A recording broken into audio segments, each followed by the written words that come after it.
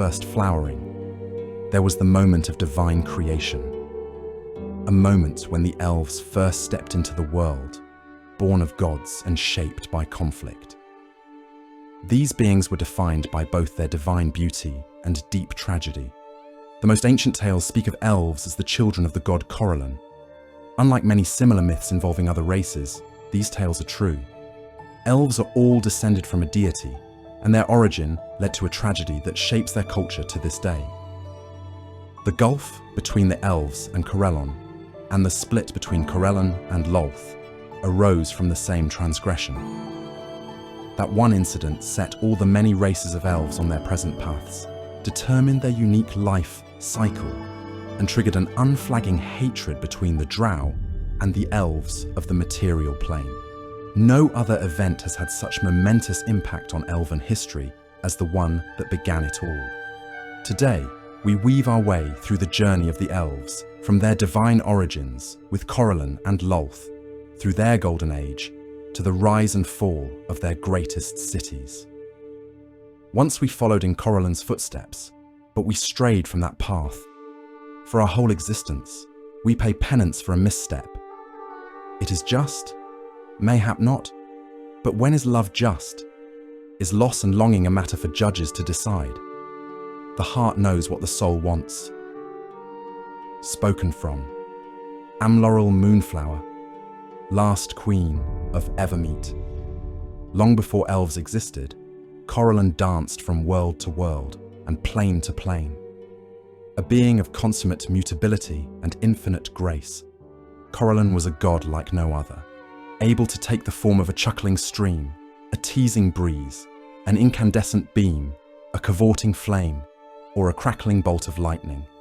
On nothing more than a whim, Corellon's body could become a school of fish, a swarm of bees, or a flock of birds.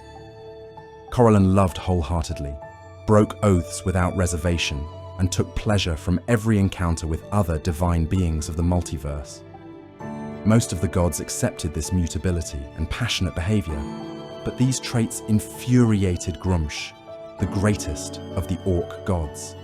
His wrath was almost universally respected, even among the divine powers, but Corellon blithely took no heed of him. This led to a conflict in which Grumsh got close enough to wound the elven god, and in doing so, Grumsh lost one of his eyes. All legends agree that this conflict, and the blood it shed, was the reason for the first elves to emerge. These primal elves were much akin to Corellon, not nearly as powerful, but just as changeable and audacious. Splendid fey creatures, they travelled in his shadow, sparkling like the reflections from a finely cut gem. While enjoying the company of these primal elves, Corellon came to appreciate their ideas, which were both novel and familiar, and singled out those of great repute for special treatment. He gave each of these luminaries a unique name: Airdrie, Keptolo, Solonor, Naralis, Erevan, Hanali, Tarselis, Rillifain, Zanila, Labellas, and many more. One of these beings, although privileged to be elevated above the rest of the primal elves, was not satisfied with being one of his trusted underlings. The entity, who called herself Lolth, spoke to the other new gods and wove an enticing tale of how the elves could attain superiority, if only they could relinquish a bit of their individual freedom. Through this argument, Lolth persuaded the primal elves to take static forms, largely resembling what the elves look like today. As these primal reflections of the great elven god changed their nature and defined themselves, they came to see Corellon and Lolth in new lights. They now viewed him as their father, the one who had sired them, and Lolth as their mother, the one who set them on the path to their destiny. Corellon was revolted by this perceived betrayal, and rallied against Lolth's intrusion. Some of the primal elves rose to her defense, arguing that no entity who sprang from him, no matter how rebellious, should be attacked. The primal elves gathered in great hosts around Lolth and Corellon as each entity pleaded its case. During the hearing, the great elven mother sought to strike a mortal blow on Corellon. This act, although not successful, rent the elves asunder. The elf gods who sided with Corellon became the Seldarine, and those who fled along with Lolth became the Seldarine's dark reflection. Save for those who had been named gods, he cast out the primal elves from Arvandor and consigned them to a physical existence on the material plane and other worlds of the multiverse, such as the Feywild and the Shadowfell. From then on, all elves would be mortal, fixed in the forms that they had adopted in defiance of his will. The elves who most revered Lolth became the Drow, and the others divided themselves into a multitude of surface-dwelling groups, each worshipping Seldarine in their respective enclaves. As a consequence of this rift, no elf would ever fully return to Corellon's embrace to enjoy life eternal in Arvandor. Instead, when an elven soul returns to Arvandor, it is adopted by the other gods of the Seldarine and given respite from the world for a time, during which it is left alone to contemplate its creator's disappointment. Then the soul emerges from Arvandor, to be reborn into a lissom, graceful body that lives for an incredibly long time, evidence that their creator holds a love for them, that, deep down, is boundless. The primal elves cavorted on various planes of existence before the rift. Outside the glory of Arvandor, their favourite place was the Feywild, also called Fairy, a realm of unbridled passion. It is to that place of splendours that the elves fled after they were flung from Corellon's presence. It is in that place where they transformed from Fey creatures into humanoids. Most of the elves eventually spread from the Feywild to other worlds, as wanderlust and curiosity drove them to the far reaches of the multiverse. In those other worlds, the elves developed the forms of culture and society that are now associated with their people. No matter where they are in the multiverse, elves of all sorts feel a special connection to the Feywild, for it was their race's first home after they were cast adrift. One group of elves, the Eladrin, never left that first refuge. After being exposed to the pervasive magic of the Feywild for centuries, these elves have a supernatural quality not shared by their cousins on the material plane. With their divine origins behind them, the elves began to shape the world, creating realms of unparalleled beauty and magic. By the time of flowers, the elves had settled into 5 major civilizations on Faerun, spread from north to south along the western coast, with the Arivandar, the Gold Elves, Ilafan, the Green Elves, Mieritar, the Dark Green Elves, Chantel Othria, the Moon Elves, and Kelthormir, the Green Moon Elves. They cast fantastical magical effects known as the Mythals. These magical effects could protect the elven cities permanently, altering the weave within the area, usually cast by multitude of elves in tandem. During these centuries, the elves held back the orc hordes, the dragons, and the giants, slaughtering them all, and allowing the other races the chance to survive and thrive in safety. The only major loss to the elves at this time was their winged brethren, the Avariel. The last Avariel is believed to have taken wing from Faerun and flown west over the ocean centuries before Arivandar grew among the trees. Only among the elves are the stories of the Crown Wars told, as they wish to hide their shame in bringing down their own golden age.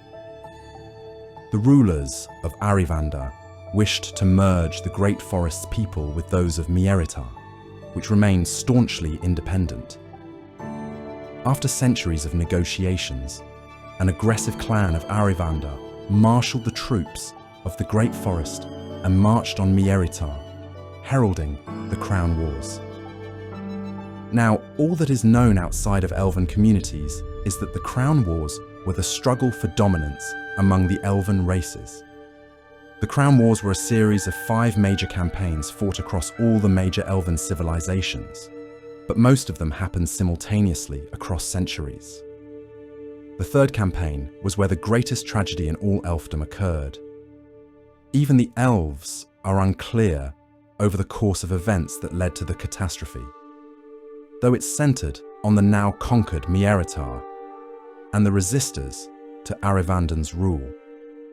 Some speak of high mage sympathizers with Mieretar, harnessing forbidden magics against their elves, a taboo never before broken by elves. Regardless of the course of action that occurred, the killing storms known by the elves as the Dark Disaster were summoned over Mieretar. The Dark Disaster lasted for months, and when its cloying black and olive mists and rains finally dissipated, the once proud realm stood revealed as an open, poisoned and blasted plain instead of a forest. While many of the elves of Mieretar fled far before the killing storm, many innocents died in its fell wake. 90 dark elf wizards and a trio of high mages chose to face it and fight. Though, what became of them is lost, for they headed to the heart of the storm, a month after its origin, seeking the place of power where they could counter the spell of the storm. Like all else within the storm's envelope, there was naught left behind to find but ash and ichor. The final fate of Mieretar so enraged the Dark Elves of Ilithiri that their battle rage and sheer barbarism destroyed the realm of Shamel Othraya, controlled by the corrupted sun, Elves by Fire, within 4 decades of the disaster. The continued hostilities from the Dark Elves and their all-consuming hatred for all but their own race forced the other ruling elves to decide that they must be cast out of Corellan's favour. All elves on or under Toral's surface do not discuss the descent under any circumstances, other than to admit it happened and there is nothing but hatred between the Drow and all other elves furthermore. How the wars concluded is a vague mystery to all but a few, though many believe high magic and priests of all the Seldarine became involved in this schism. All that needs to be known is that no dark elf has easily walked the sunlit lands of Faerun for more than 11 millennia. While the elves continue to use any of the hundreds of choice elven curses for the dark elves, they are now known as Drow. The Fourth Crown War and its concluding descent were spiritually debilitating events that forced the surface elves into a tenuous peace. Still, many doubts remained over the course of the wars and why they occurred.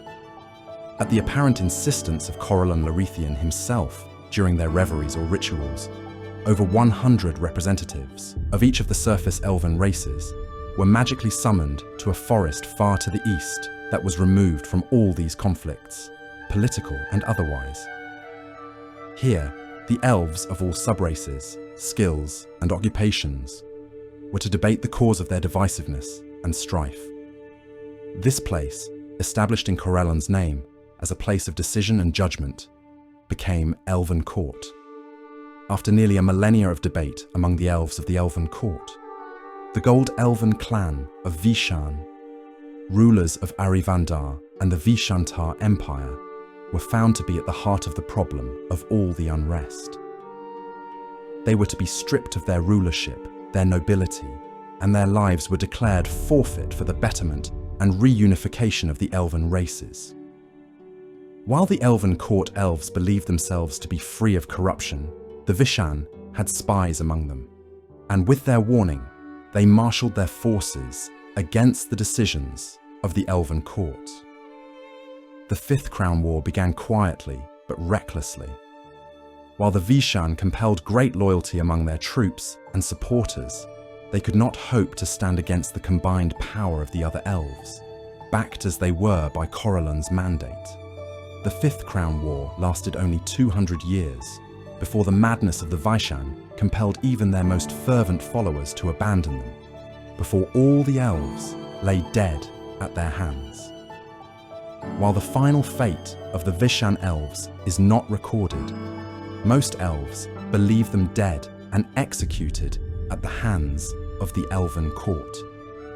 The Crown Wars finally drew to a close 30 centuries after the march of the Vishan clan started the greatest strife ever seen among the elves. It is little wonder that the elves rarely speak of these trying times among themselves.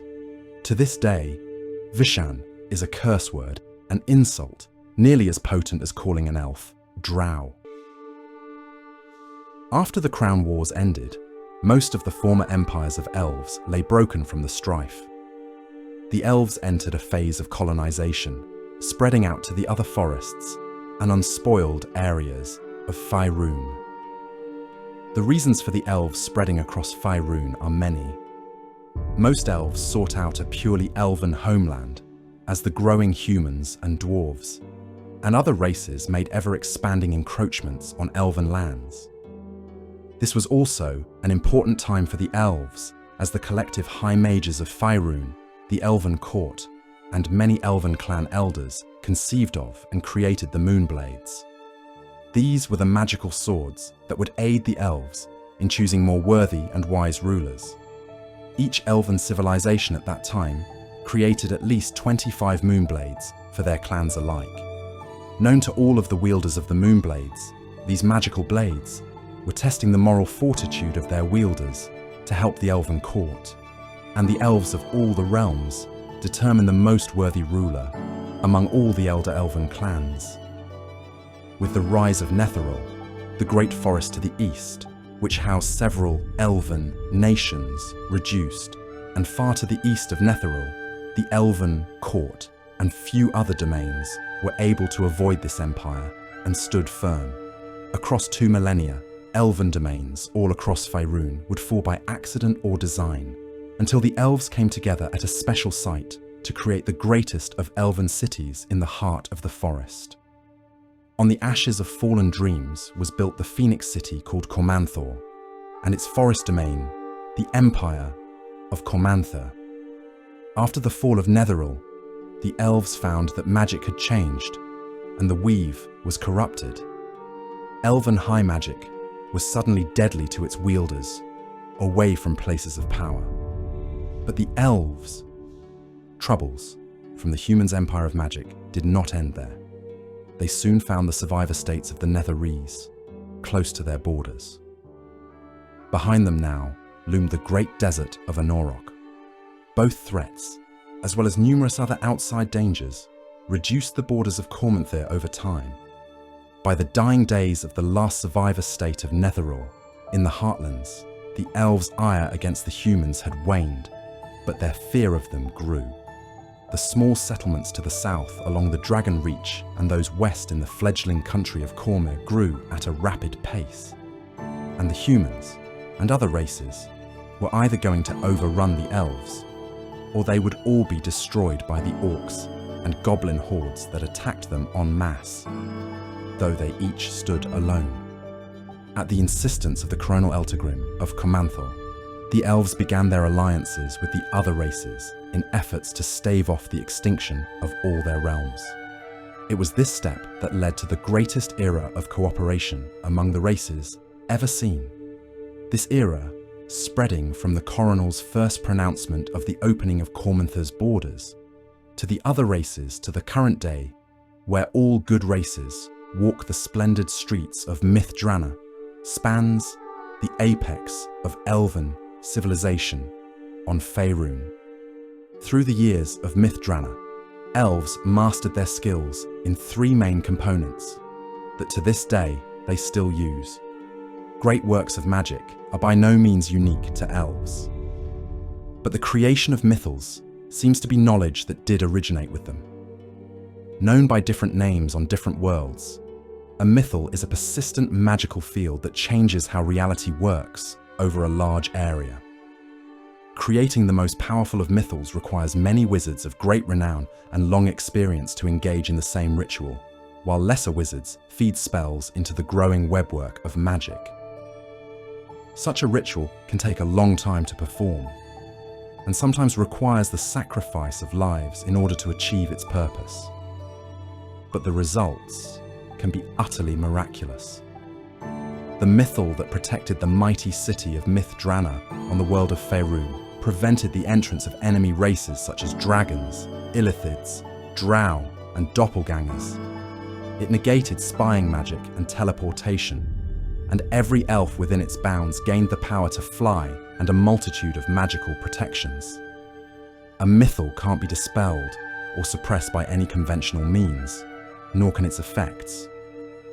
Once one is in place, it seemingly lasts forever, since none are known to have dissipated. A mythal's nature can only be warped or changed, and that can be accomplished only through the use of magical energy equal to that required for its creation. Of all peoples, elves are perhaps best suited to wizardry. They have centuries of life to devote to their studies, and their trance effectively gives them extra time to practice, as lessons learned during study can be reinforced by recalling them during resting periods. The rigidity and studiousness required by wizardry would seem anathema to a people who can recall a life of unfettered exploration and free expression of form. But magic provides a means of regaining that power. The patience and restraint for which elves are well known serves them well in this pursuit. Not all elven communities embrace wizardry, but most worlds of the multiverse have at least one community of elves in which the spellcasters are renowned as masters. In some worlds, elves are even credited with the invention of the art of wizardry.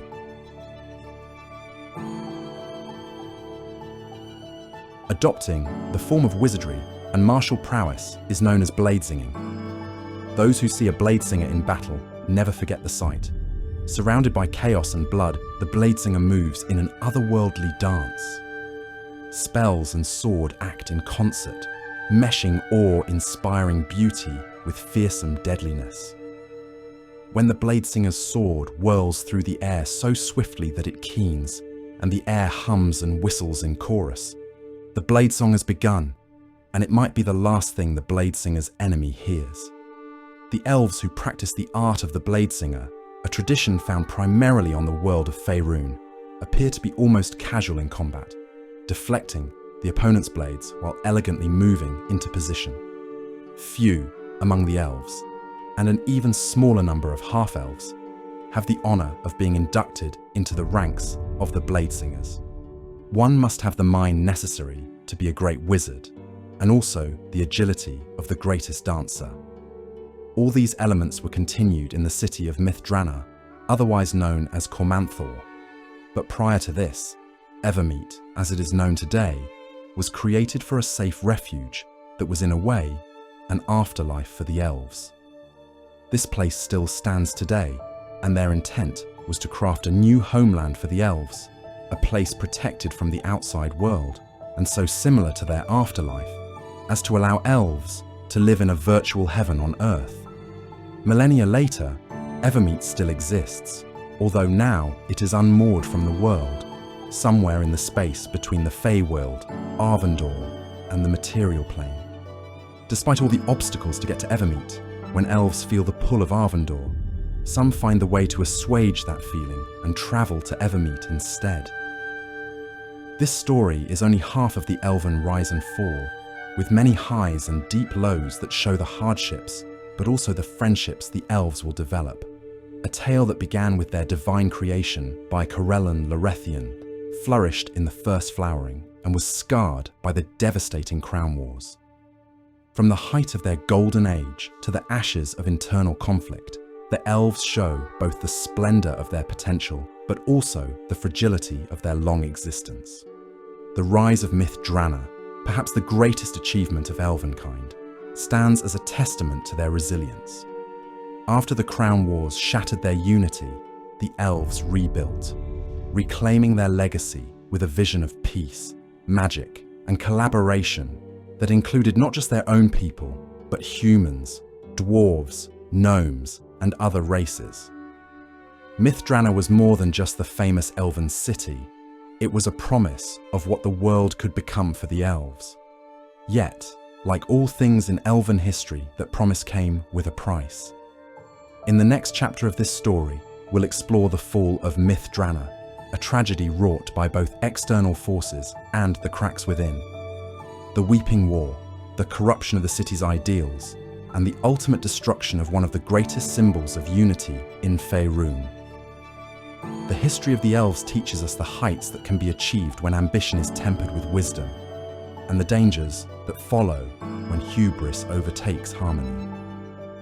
They remind us that unity is a constant effort, a delicate balance that must be nurtured and defended.